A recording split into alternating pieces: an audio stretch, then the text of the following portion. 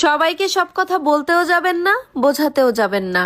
একটা কথা সব সময় মনে রাখবেন, কথারও কিন্তু একটা ওজন আছে, যেটা বহন করার যোগ্যতা সবার থাকে না। পুরুষ মানুষের অভিমান বুঝলে ভালোবাসা বাড়ে, আর না বুঝলে দূরত্ব বাড়ে। পুরুষ মানুষের কান্নার আওয়াজ হয়তোবা খুবই কম, কিন্তু গভীরতা অনেক বেশি। লম্বা সুতা আর লম্বা কথা সব সময় এলোমেলো হয়ে যায়, তাই সুতা যত গুছিয়ে রাখা যায় আর কথা যত কম বলা যায় ততই ভালো। পুরুষ মানুষের হাতে অদ্ভুত একটা জাদু আছে। সে চাইলেই একটা 16 বছরের যুবতী নারীকে অযত্নে অবহেলায় 40 বছরের বুড়ি বানিয়ে দিতে পারে। আবার সে চাইলেই তার ভালোবাসার যত্ন দিয়ে একটা 40 বছরের নারীকেও 16 বছরের যুবতী বানিয়ে দিতে পারে। বিয়ের আগে আমার মা চাচিরে কইতে শুনতাম, মা গো, তেঁতুল গাছে যত পাতা শ্বশুর বাড়িতে তত কথা। এই কথাটা না এখন হাড়ে হাড়ে বুঝতেছি, কারণ এখন আমি যে অন্য বাড়ির বউ।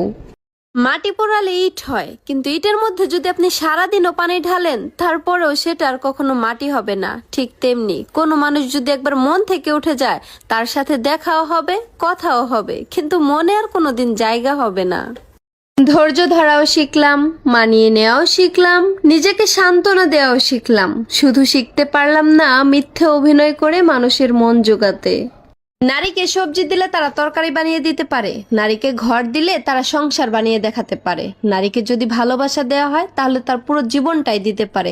মোট কথা, নারীকে যা দিবেন তার দ্বিগুণ ফেরত পাবেন, হতে পারে সেটা ভালোবাসা কিংবা ঘৃণা।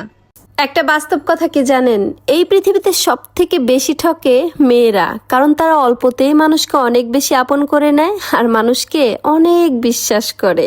ছোটবেলায় আমার মায় কইতো, মারে, মানুষের থেকে একটু দূরে থাকিস, তাইলে দেখবি অনেক ভালো থাকবি। তখন এই কথাটার মানে বুঝি নাই, কিন্তু বিশ্বাস করেন বড় হওয়ার পর বুঝতেছি আমার মায় অশিক্ষিত ছিল ঠিকই, কিন্তু তার শিক্ষাটা ভুল ছিল না। স্বামীর সারা জীবনের কঠোর পরিশ্রম স্ত্রীর একদিনের প্রসবকালীন ব্যথার সমান হবে না, কারণ আপনার স্ত্রী মৃত্যুর যন্ত্রণা উপেক্ষা করে আপনাকে বাবা ডাক শুনিয়েছে।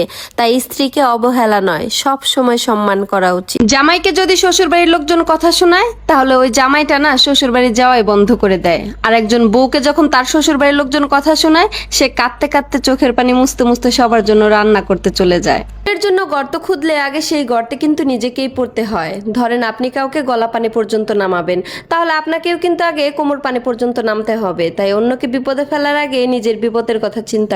বিয়ার আগে আমার মাই কইতো, এই যে আমার সাথে এত রাগ দেখাস, এত জেদ করস, এগুলা না আমি ছাড়া আর কেউ সহ্য করব না।